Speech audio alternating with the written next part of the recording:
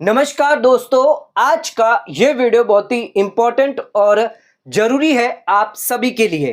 आज के इस वीडियो का टॉपिक है कैपिटल गेन पर कोर्ट का आया बड़ा फैसला, सभी के लिए बड़ी खुशखबरी।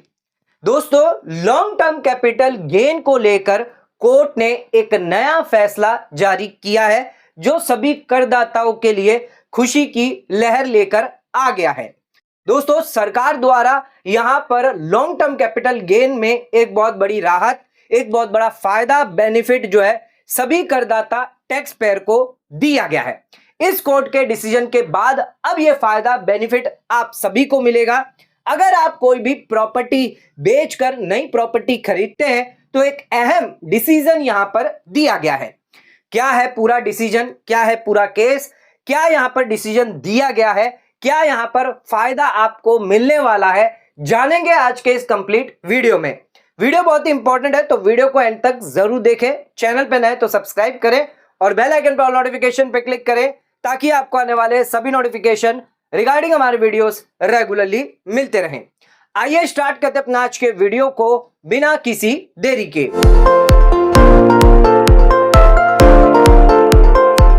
दोस्तों, आइए स्टार्ट करते अपना आज के वीडियो को और बात करते कैपिटल गेन को लेकर क्या बड़ा फैसला आया है। दोस्तों, फैक्ट ऑफ द केस बताने से पहले यानी डिसीजन बताने से पहले हम आपको जो सेक्शन इसके अंदर डिबेट हुआ है डिपार्टमेंट और एसएससी को लेकर, सबसे पहले उस सेक्शन के बारे में समझते हैं। जब तक हमें उस सेक्शन के बारे में जानकारी नहीं होगी तब तक हम इस केस के बारे में आपको सही से समझा नहीं पाएंगे, यानी अगर समझा भी दिया तो आपको समझ में नहीं आएगा। तो सबसे पहले आप समझ लीजिए सेक्शन यहां पर कौन सा है। तो यहां पर इस केस के अंदर जो सेक्शन है जिस पर डिबेट हुआ है वो है सेक्शन 54। सेक्शन 54 बात करता है कैपिटल गेन एग्जम्पशन की। ध्यान रखिएगा, अगर आपके पास लॉन्ग टर्म कैपिटल असेट है यानी कि रेसिडेंशियल हाउस प्रॉपर्टी है जिसको आपने बेचा है, सेल किया है, और इसके सामने यानी आपने सेल किया, लेस आपकी कॉस्ट ऑफ एक्विजिशन हुई, फिर आपको हुआ लॉन्ग टर्म कैपिटल गेन। अब ये लॉन्ग टर्म कैपिटल गेन जो आपको हुआ है उसे आपको इन्वेस्टमेंट करना होता है, यानी बाई करना होता है या कंस्ट्रक्शन आपको करवाना होता है नई रेसिडेंशियल हाउस प्रॉपर्टी परचेज करके इन इंडिया में, आउटसाइड इंडिया नहीं, इन इंडिया के अंदर आपको नई रेसिडेंशियल हाउस प्रॉपर्टी परचेज करनी होती है। अब इसमें भी दो चीज दी गई है। अगर आपका कैपिटल गेन जो है वो ज्यादा हुआ 2 करोड़ से ज्यादा तो आप सिर्फ एक ही रेसिडेंशियल प्रॉपर्टी या तो बाई कर सकते हैं या कंस्ट्रक्शन कर सकते हैं, और अगर आपका कैपिटल गेन जो है वो 2 करोड़ के अंदर है तो उस केस में आप 2 रेसिडेंशियल हाउस प्रॉपर्टी जो है वो परचेज कर सकते हैं या फिर कंस्ट्रक्शन कर सकते हैं। ध्यान रखिएगा, बाई जो है वो आपको कब तक करना होगा, जैसे मान लीजिए डेट ऑफ ट्रांसफर है तो यहां पर 1 साल से पहले 1 साल के अंदर आपको बाई करना है डेट ऑफ ट्रांसफर से पहले, या फिर 2 साल के अंदर आफ्टर यहां पर आपको बाई करना होगा। कंस्ट्रक्शन की बात करें तो यहां पर जिस दिन से ट्रांसफर हुआ उसके 3 साल के अंदर आपको कंस्ट्रक्शन करवा लेना है। दोनों ही केस में अगर आप ये कंडीशन फुलफिल करते हैं तो उस केस में आपको एग्जम्पशन मिल जाता है। क्या एग्जम्पशन यहां पर दिया जाता है, जो भी आपने नई एसेट जो है यानी नई हाउस प्रॉपर्टी जो परचेज करी है, अगर इसकी वैल्यू जो है वो आपके लॉन्ग टर्म कैपिटल गेन से ज्यादा है तो पूरा का पूरा 100% आपको एग्जम्पशन मिल जाएगा। लेकिन अगर आपकी न्यू एसेट जो है वो यहां पर कम है और लॉन्ग टर्म कैपिटल गेन ज्यादा है तो जितनी आपकी न्यू एसेट होगी उतना ही एग्जम्पशन जो है वो यहां पर आपको दिया जाएगा। मैक्सिमम एग्जम्पशन कितना मिलता है, 10 करोड़ रुपए तक का।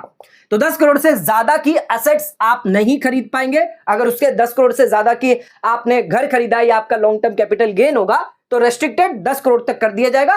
बाकी का समझ लीजिए 12 करोड़ अगर लॉन्ग टर्म कैपिटल गेन निकल के आता है तो 10 करोड़ तक रेस्ट्रिक्ट, बाकी के जो 2 करोड़ है उस पर आपको long term capital gain tax देना होगा। इसमें एक चीज और ध्यान रखिएगा, लॉन्ग टर्म कैपिटल असेट है, यहां पर शॉर्ट टर्म कैपिटल असेट हुआ तो आपको ये एग्जम्पशन नहीं दिया जाएगा, आपको यहां पर टैक्स देना पड़ेगा।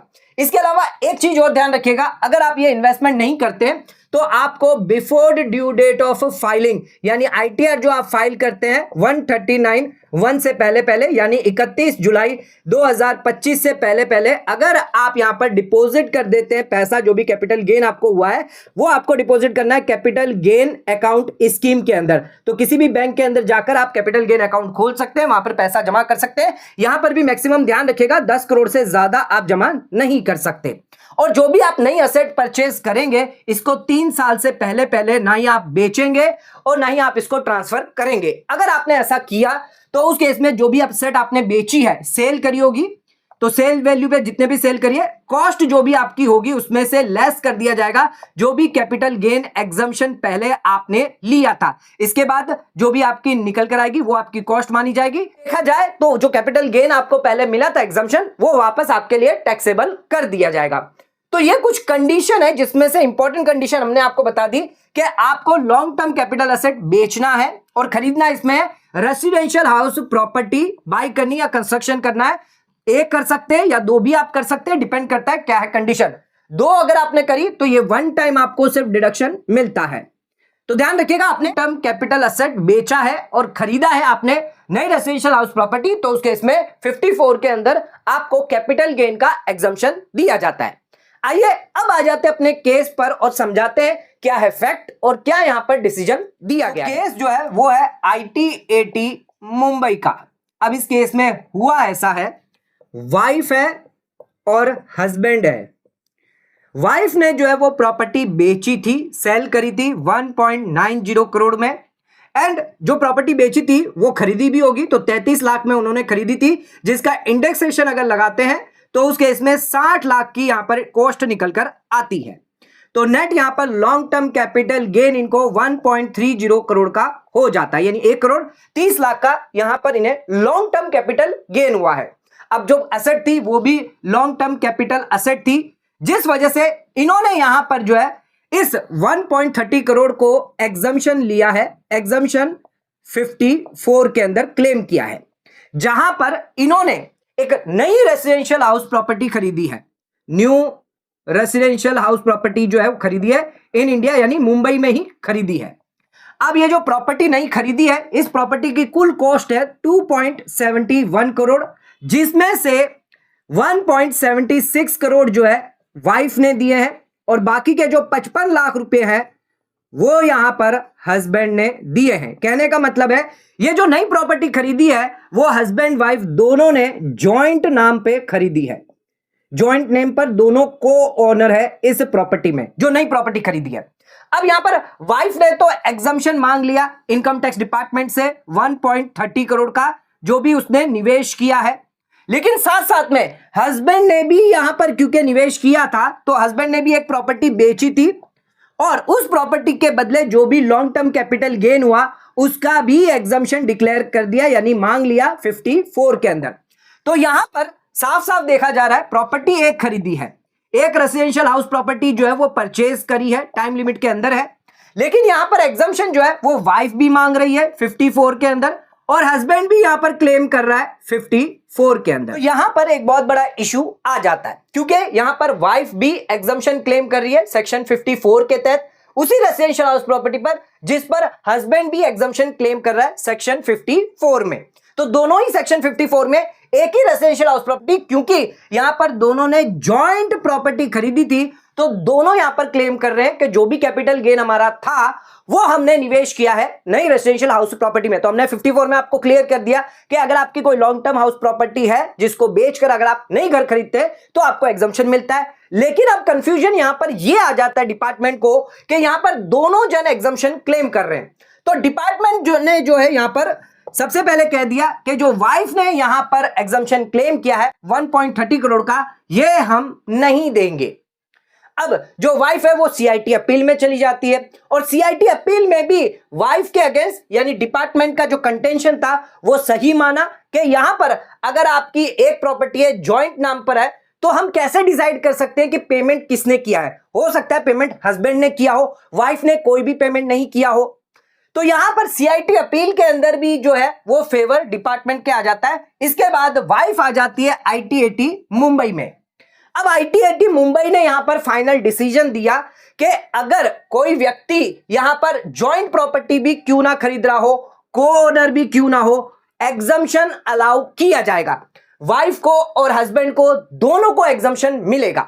यहां पर आप डिनाई नहीं कर सकते। ध्यान रखिएगा, यहां पर ITAT ने साफ साफ कह दिया है कि एग्जम्पशन यहां पर मिलेगा, भले ही आप जॉइंट प्रॉपर्टी में, नई प्रॉपर्टी जो है वो जॉइंट में भी निवेश क्यों ना कर रहे हैं, दोनों यहां पर एग्जम्पशन क्लेम कर रहे हैं, यानी वाइफ भी एग्जम्पशन क्लेम कर रही है और हस्बैंड भी एग्जम्पशन क्लेम कर रहा है, तो डिनाई डिपार्टमेंट नहीं कर सकता। सिर्फ यहां पर कंडीशन एक लगा दी, यानी ITAT ने अलाउ कर दिया 1.30 करोड़ जो लॉन्ग टर्म कैपिटल गेन था वो वाइफ को एग्जम्पशन देने से ओके कर दिया है, यानी अलाउ कर दिया है। लेकिन यहां पर कंडीशन डाल दी कि जो भी डिपार्टमेंट है वो ये चेक करेगा कि फंडिंग कहां से हुई है, किन्होंने कितनी फंडिंग करी है, वाइफ ने कितना पैसा दिया है और हस्बैंड ने यहां पर कितना पैसा दिया है, और इसी के साथ साथ यहां पर जो परसेंटेज ऑफ शेयर के हिसाब से एलोकेशन किया जाएगा, एग्जम्पशन अलाउ किया जाएगा। तो ये डिपार्टमेंट की यहां पर जिम्मेदारी होगी कि एग्जम्पशन कितना मिलेगा, जो भी कैलकुलेशन है, यानी वाइफ ने कितना यहां पर नई एसेट्स के लिए पेमेंट किया है, अगर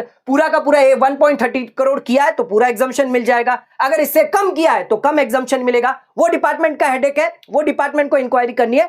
ITAT ने तो डिसीजन दे दिया है कि अगर आप नई प्रॉपर्टी, यानी नया घर अगर आप खरीदते हैं, नई रेजिडेंशियल हाउस प्रॉपर्टी खरीदते हैं सेक्शन 54 के तहत, तो अगर आपने जॉइंट नाम से खरीदा है, यानी वाइफ और हस्बैंड ने जॉइंट नाम से खरीदा है और दोनों ही यहां पर क्लेम कर रहे हैं सेक्शन 54 का एग्जम्पशन, दोनों ने क्यों यहां पर बेची है, दोनों प्रॉपर्टी ने बेचकर नई प्रॉपर्टी खरीद रहे हैं, हस्बैंड भी बेचकर नई प्रॉपर्टी खरीद रहा है, तो दोनों को एग्जम्पशन मिलेगा। डिपेंड करता है किन्होंने कितना फंड इन्वेस्टमेंट किया है, यानी कितना कैपिटल गेन आपने निवेश किया है वो देखा जाएगा। और अगर वो कैपिटल गेन आपके लॉन्ग टर्म कैपिटल गेन से कम हुआ, यानी नई एसेट खरीदने में, तो उस केस में उतना ही एग्जम्पशन मिलेगा जितना अलाउ होगा।